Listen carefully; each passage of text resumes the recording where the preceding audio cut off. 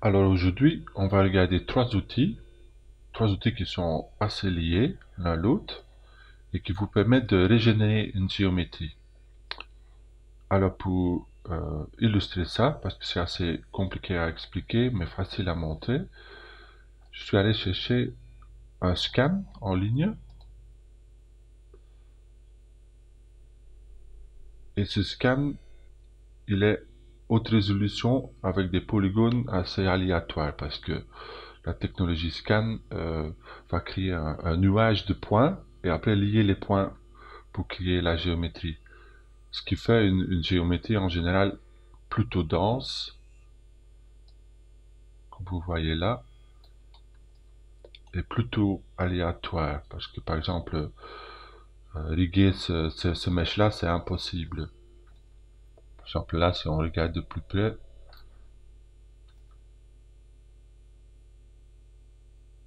vous voyez, c'est construit de plein de petits triangles. Et il y en a en tout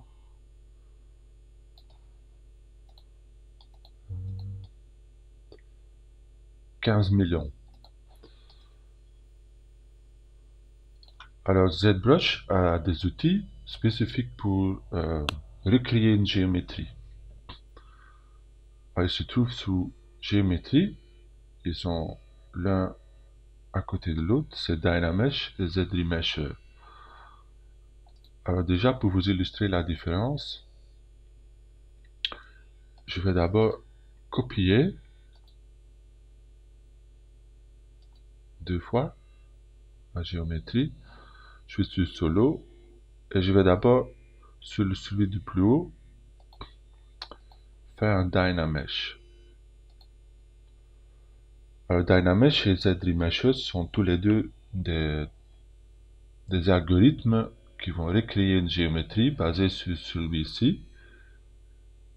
On a des algorithmes très différents. Alors Dynamesh, il a quelques paramètres, la plupart des paramètres qu'on va pas trop toucher, sauf je vais décocher projection, parce que ça c'est le troisième outil qu'on va voir plus tard, et moi je préfère utiliser ça comme euh, un outil euh, l'un après l'autre. C'est-à-dire je vais faire un Dynamesh d'abord et une projection après. Ce bouton-là, il permet juste de faire les deux en même temps. Et parfois ça peut prendre très très longtemps. C'est mieux de décocher. Les autres paramètres ne vous en tracassez pas pour l'instant. Le paramètre qu'on va surtout regarder, c'est la résolution. Alors on va commencer très bas. Par exemple, résolution 8. Et on va lancer l'algorithme. C'est un algorithme plutôt vite. Je vais faire ça très vite. Vous allez voir que il a créé une géométrie super simple, ce qui est génial, mais on a presque perdu notre personnage. Alors on va faire un undo et on va augmenter la valeur à 32. On réessaye. Vous allez voir que la topologie est encore nette et on commence à retrouver la silhouette de départ. Essayons 64. Bon, moi j'ai tendance de chaque fois doubler la valeur. C'est déjà nettement mieux. On va essayer 128.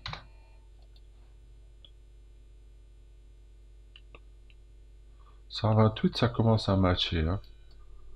Par exemple, là, on a notre silhouette, ou la majorité de la silhouette, on l'a.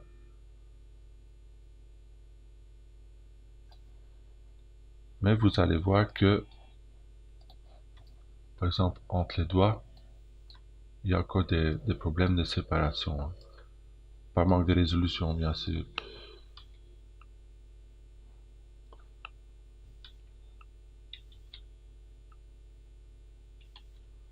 Là, ma résolution était...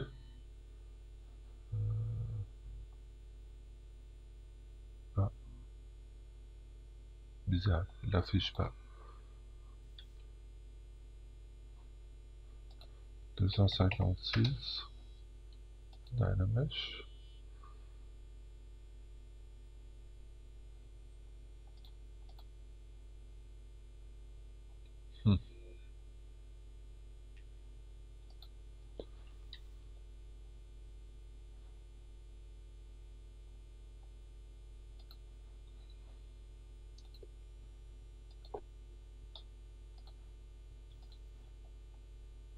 Ah, là on peut voir maintenant.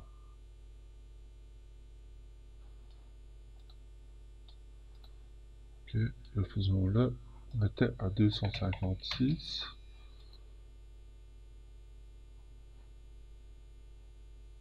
Et ça nous donne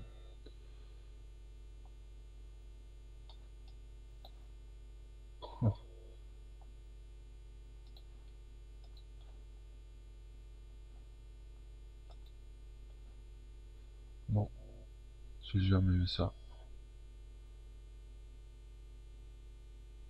C'est pas grave.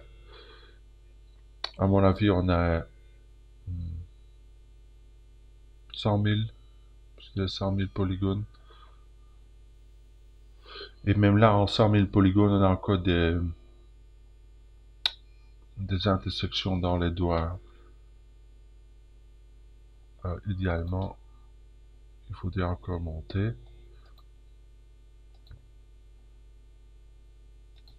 à 512.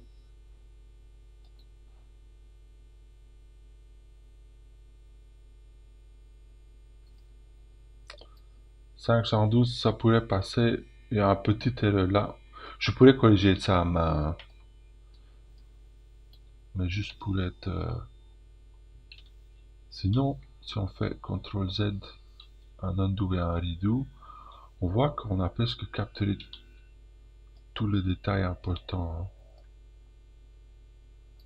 Mais juste pour être perfectionniste, on va quand même essayer de capturer tous les doigts. Alors, je passe à 1024. Oups.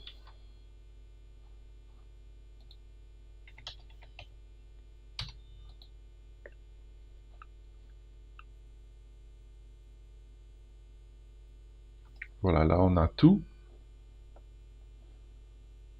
Et nos polygones sont baissés de 16 millions à 700 000. Alors, c'est déjà pas mal. Hein.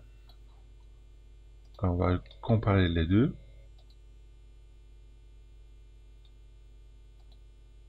Et là, on a peut-être perdu un tout petit peu ce qu'on avait avant. Mais on y est à 95-96%. C'est juste dans les hyper détails. Peut-être les veines qu'on a perdu. Ouais. Il a aussi perdu un peu le bruit des caméras. Ça passe. Alors maintenant, on a baissé de 16 millions ou 15 millions jusqu'à 700 000. C'est le moment de regarder le deuxième algorithme qui est ZRemesher.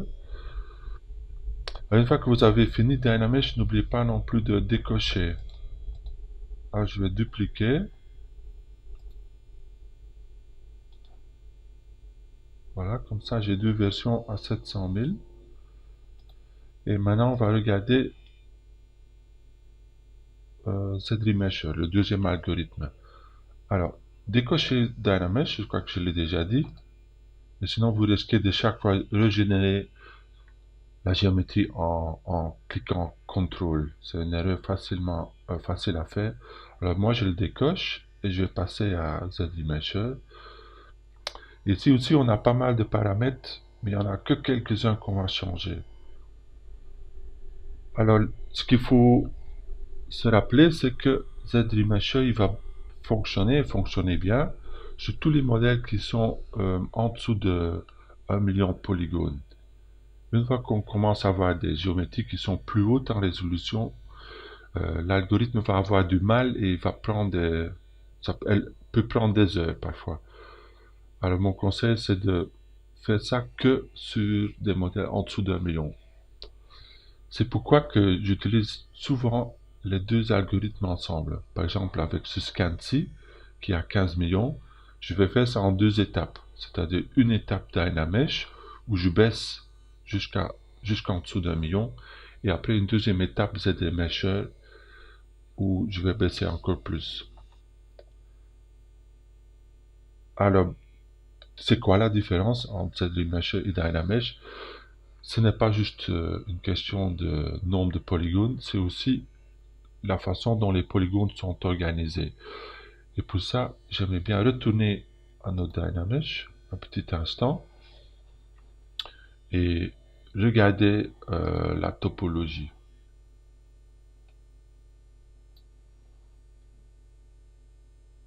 Juste pour rendre ça plus clair, je vais passer à une résolution plus basse.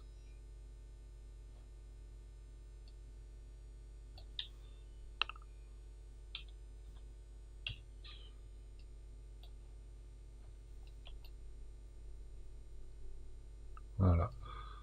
Là, vous allez voir que on a un effet quadrillé dans la topologie. C'est-à-dire, on a l'impression que la topologie commence d'en haut vers le bas, complètement verticalement et complètement horizontalement. C'est comme si notre modèle est quadrillé. Et c'est en fait ce que l'algorithme fait. Alors, je peux illustrer ça avec quelques images. Et ce que la technologie fait, ou l'algorithme, c'est il va analyser le volume ou la silhouette, comme ici, et après il va essayer de le reconstruire ou de le remplir de voxels, c'est-à-dire comme le pixel qui est un carré, le voxel va être une petite cube. Alors un système voxel va essayer de reconstruire la géométrie en mini-cubes. Et la résolution va définir la taille des cubes.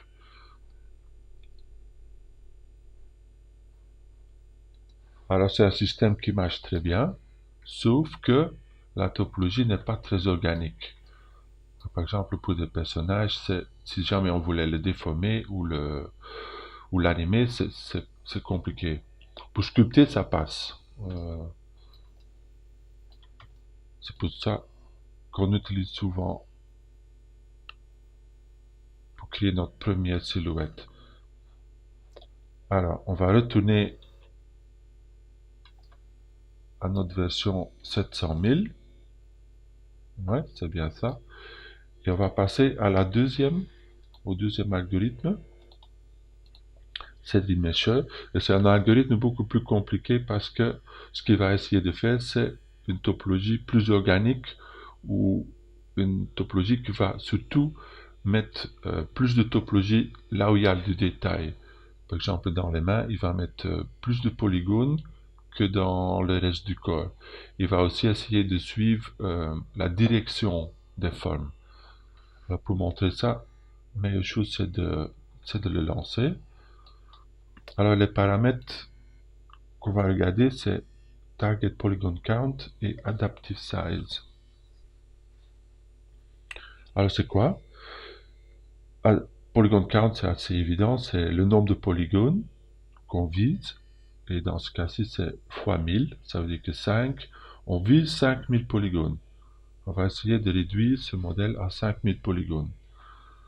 Alors l'algorithme va essayer de respecter ça, mais en même temps, on va devoir lui dire à quel point qu'il doit aussi essayer de respecter la forme de base. Et ça se fait avec le deuxième paramètre qui est Adaptive Size.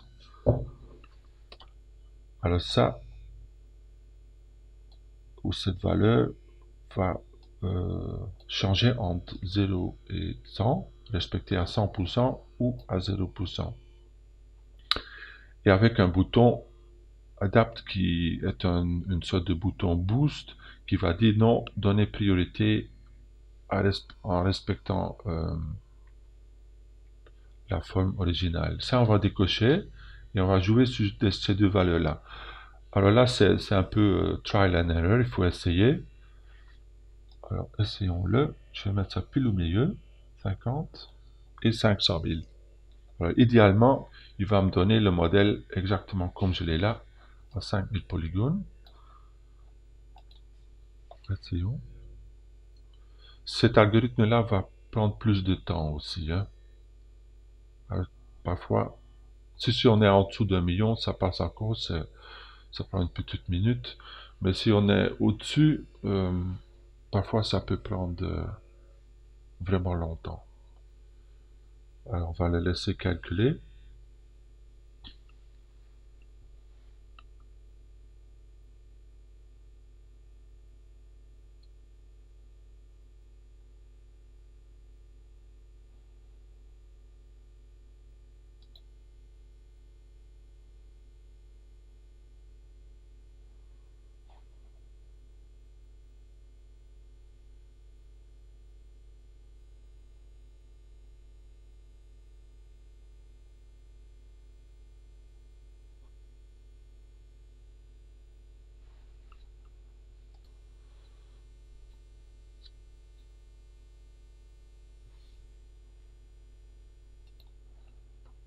Voilà, c'est fait.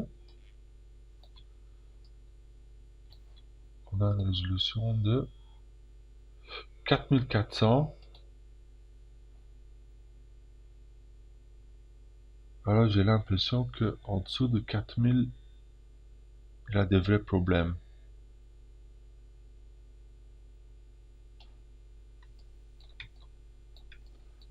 Et là aussi, on voit qu'on commence à avoir des intersections, on perd des parties.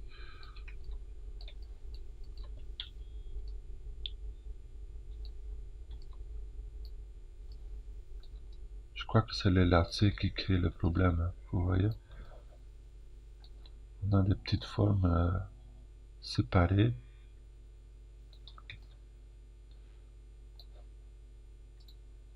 Que Dynamesh a respecté d'ailleurs, ce qui est bien. Mais je crois que c'est des éléments qu'on... Et là aussi, je vois... C'est quelque chose qu'on va probablement perdre dans le Z-Remesher. C'est pas grave. Je vais passer à 8000. Et cette valeur-ci, je vais mettre à 30. Je crois que ça va être bon. Alors on le lance. Et ça calcule. C'est fini. Et là, j'aime mieux ce résultat-là parce que là, on a vraiment un bon flow des polygones. Par exemple, là, on voit bien le polyflow vers le sac. Il y a un bon polyflow vers les épaules, jusque dans les doigts. L'épaisseur des doigts, ça passe. On a probablement, ici tous les plis aussi, on a un bon flow. Bon, les lacets, on a perdu. Mais ça, c'est moins grave. Ici, on a quelques erreurs. Hein. Ça, on peut fermer. On a des petits trous. Voilà, on les ferme. On fait tout le même polygroupe. CTRL W. On va lisser un petit peu. Ou relaxer.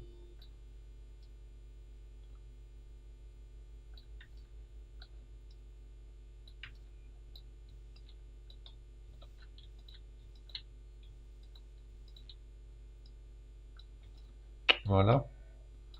Je crois que là, c'est nickel. Et on est à combien de polygones? En dessous des 1000, je dirais. Voilà, 7500.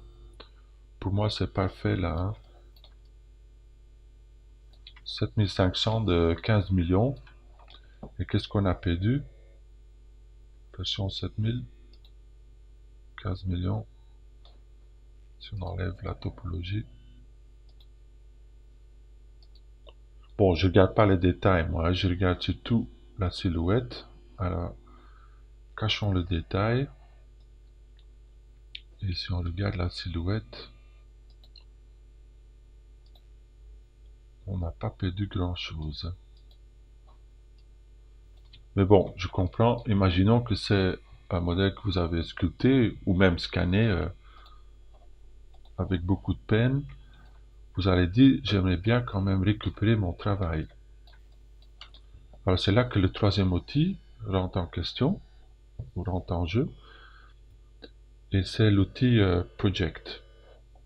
Alors comment est-ce que ça fonctionne? On va prendre notre modèle de base, celui à 15 millions. On va cacher les autres et on va afficher les deux qui nous intéressent. Alors c'est important d'avoir visible que les deux modèles qu'on va projeter, l'original et le nouveau géométrie. Et la nouvelle géométrie doit être au-dessus de l'ancienne. C'est le cas ici. Alors maintenant en projection, comment ça marche? On va chaque fois diviser notre modèle. Là on est à 7000. On va quadriller en faisant un divide, ça va faire 30 000. Voilà, 30 000, 29 700. Et on va faire une projection. Et jetez un coup d'œil, je suis bien en solo. Vous allez voir qu'il y a déjà une partie du détail qui va être projetée, qui va être récupérée parce qu'on a plus de sommets.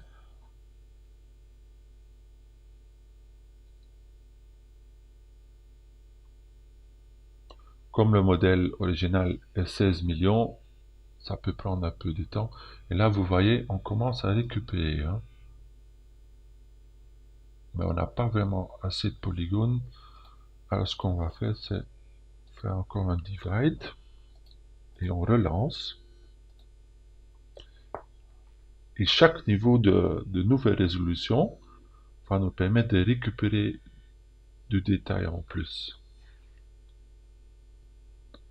Bien sûr, chaque fois qu'on monte en résolution, la procédure va aussi prendre plus de temps. Alors, en ce qui concerne les paramètres, mon conseil c'est de ne pas y toucher. C'est simple, c'est paramétré pour que ça marche bien. La seule valeur que parfois je vais toucher, c'est la distance. Et ça veut dire que c'est la distance entre la surface de départ et la surface nouvelle ne peut pas être plus haut que 0,02. Alors parfois je vais monter ça jusqu'à 0,1, mais sinon en général je le laisse tel quel. Voilà, là vous avez vu que on a récupéré une bonne partie.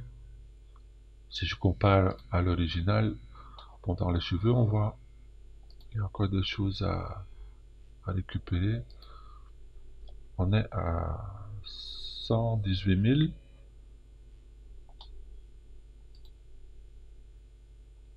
Là, je fais un nouveau divide.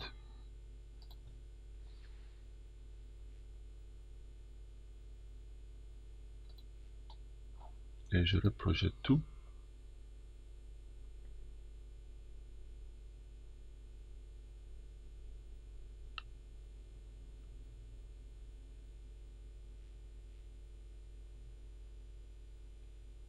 Bon là, il me donne le temps qu'il croit que ça va prendre. 2 minutes 34. Je vais arrêter l'enregistrement et on revient d'ici là. Voilà, c'est fait.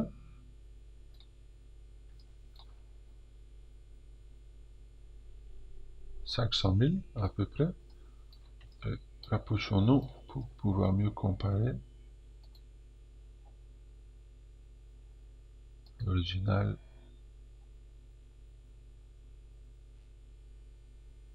et le nouveau.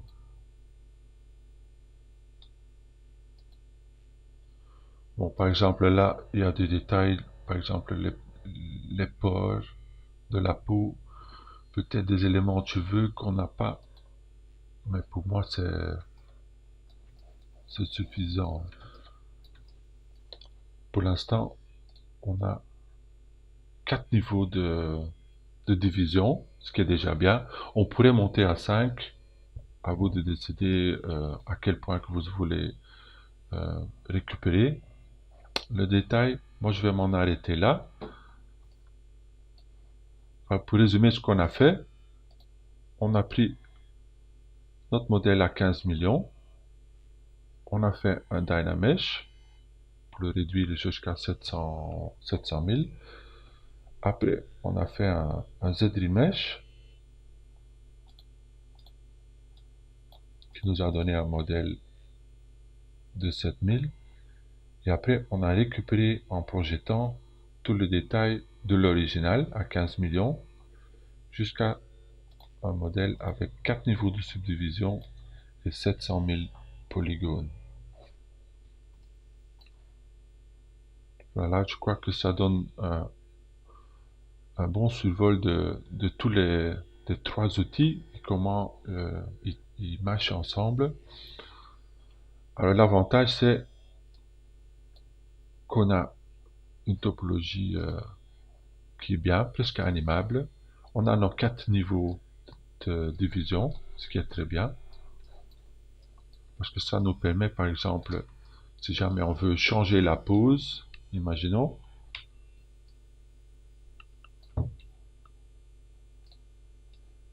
Si je fais ça à un niveau plus bas, ça passe très bien. Si on essaye de faire ça à une résolution plus haute,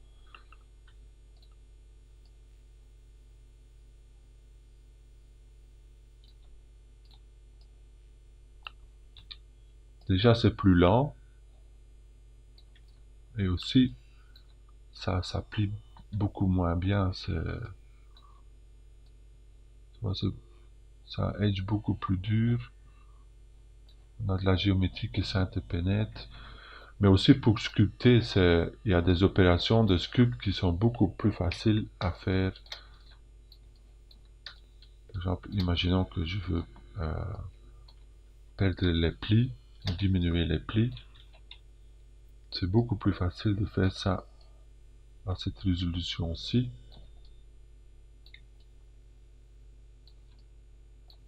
qu'au-dessus.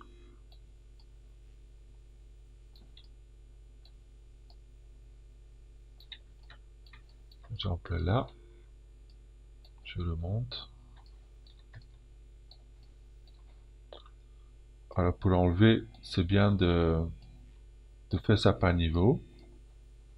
Par exemple là, je vais lisser sur le niveau 1. Après je remonte.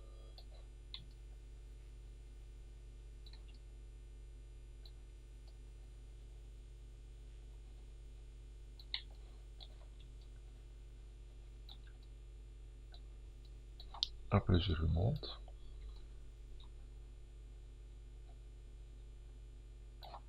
Et tous les niveaux me donnent vraiment une flexibilité qui est indispensable, pour moi en tout cas. Ça me permet d'intervenir exactement à la résolution que je veux. Et dès que vous avez 3 niveaux, 3, 4, 5, 6 niveaux de subdivision, vous pouvez travailler confortablement.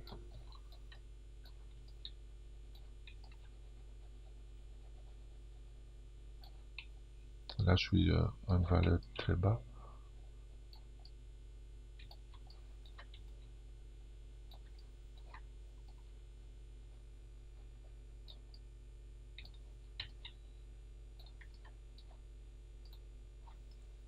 Voilà.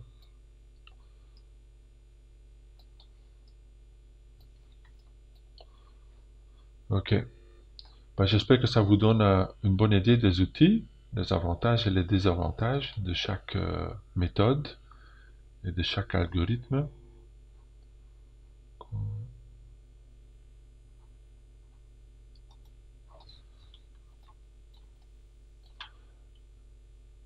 Alors peut-être que là, on peut peut-être passer à un autre exemple très très vite en utilisant les mêmes outils.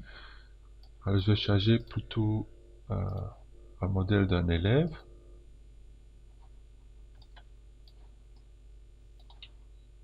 Alors, imaginons que c'est un élève qui a travaillé en Dynamesh.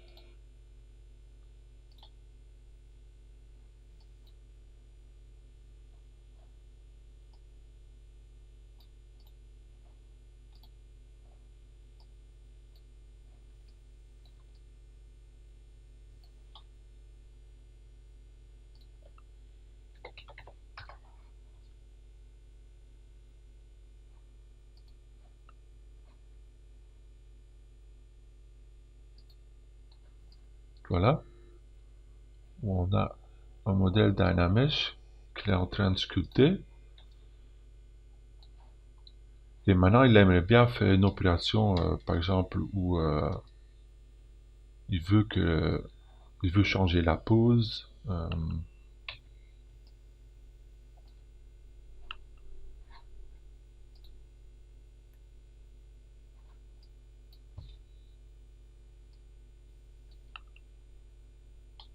Déjà, vous voyez,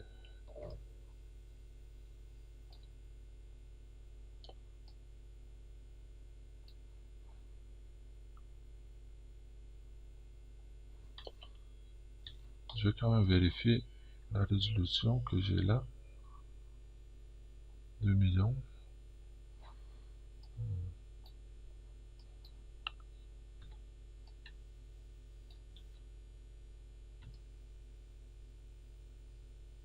Déjà là, vous voyez, l'outil transpose est beaucoup plus facile à mettre beaucoup plus difficile à mettre en place. Parce que c'est un modèle qui est à 2 millions, il va avoir du mal. Alors c'est une des raisons pour essayer d'avoir des subdivisions. Alors, on va essayer d'appliquer la même méthode qu'on a vue avant. Alors, pour simplifier, j'enlève tout le reste. Voilà, je duplique. Je vais aller un peu plus vite. On va essayer de suivre. Je suis à 2 millions. Je fais un Dynamesh pour essayer d'aller en dessous de 1 million.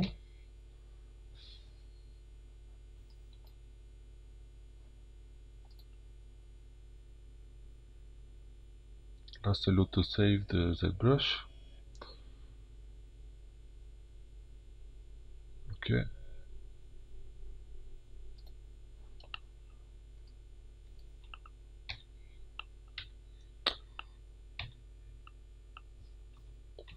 Alors, parfois, l'algorithme de Dynamesh ne rafraîchit pas. Alors, ce qu'il faut faire, c'est juste faire un petit changement. Alors là, je bouge un tout petit peu.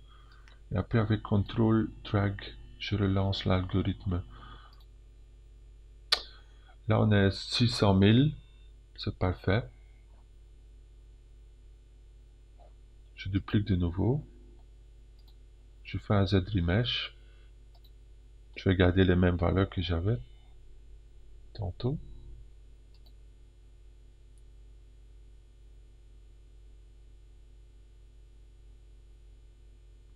On laisse calculer.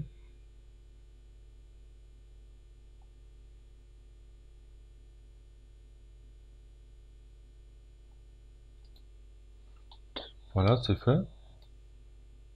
Là, on a une belle topologie. 5000.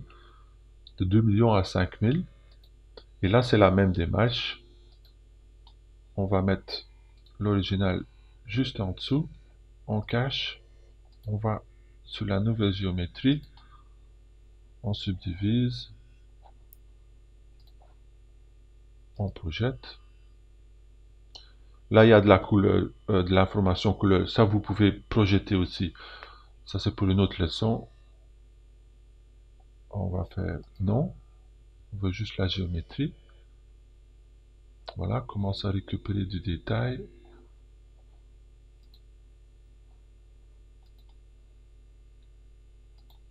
Nouveau projection.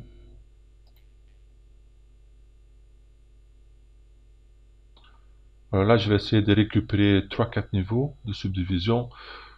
Si vous faites un Z-Remesh plus agressif, et vous finissez avec 2000 polygones par exemple, plutôt que 5, vous allez gagner un ou deux niveaux. Alors à vous de voir le nombre de niveaux dont vous avez besoin. Moi, je vais encore ajouter un. Pardon. Aïe. Tu vois, parfois, expliquer et faire en même temps, c'est pas idéal. Alors, 3 niveaux. On va rajouter un et on va projeter ce résultat une quatrième fois. On va laisser calculer. C'est fait. 300 000, 2 millions. Et si on compare les deux, là je vais quand même enlever l'info couleur. Voilà. Le nouveau et l'original. Je vous défie de voir la différence. Sauf la différence super importante qui est qu'on a 4 niveaux. Nickel. Voilà l'outil Z-Remasher, Dynamesh et Projection.